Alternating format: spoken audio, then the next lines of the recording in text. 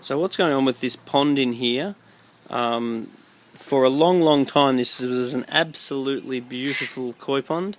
It's got lots of very large, very healthy, very beautiful koi, and then at one point the dear little child decided to put about 4 kilos of fish food into the pond, and then that caused a massive organic spike into the pond, and the fish really enjoyed that and ate all the food.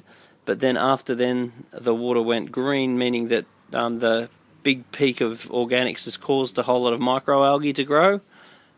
In that time, water changes have been done, all sorts of the fish have stopped getting fed, a whole lot of action's been taken, but nothing overly effective. The water cleanser block's been put in there.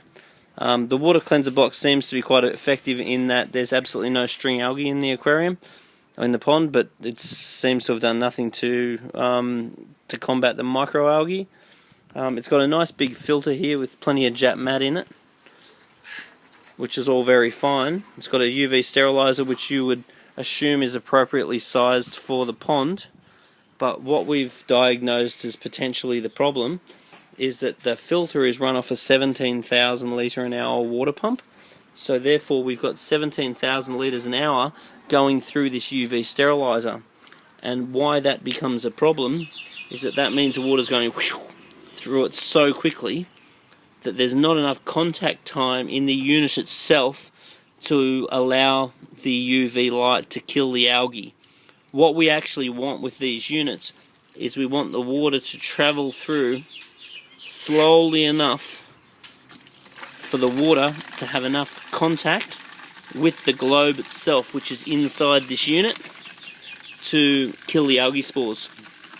So having a pump that's too powerful means that the water's going to zip through it too quickly, and then that means that we're not going to get the desired effect of the sterilisation or clarification as we would have with a smaller pump. So what we're going to do in this case is we're going to disconnect the 17,000 litre an hour water pump which runs the filter. We're going to place that on the bottom of the pond, angled slightly up, to get some kinetic energy in the pond and get some good water flow in the pond that the fish will really appreciate. Then we're going to buy a much smaller water pump, more like 4 to 6,000 litres an hour, to run the filter system. Now, why that's a benefit is that the water's going to go through the UV slower, which means more contact time. It's also going to go through the filter mat itself slower, which also means more contact time.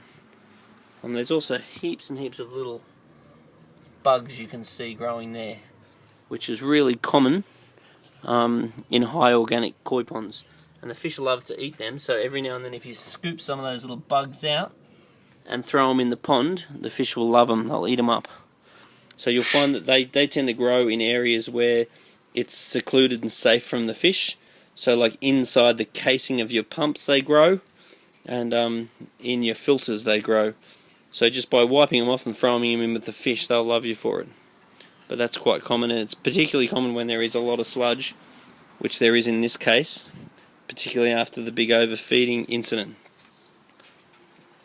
So we're hoping that after a dose of algae fix and a replacement water pump and more circulation in the pond itself, we're hoping that within realistically 4 to 8 weeks we should have this pond back to its former glory.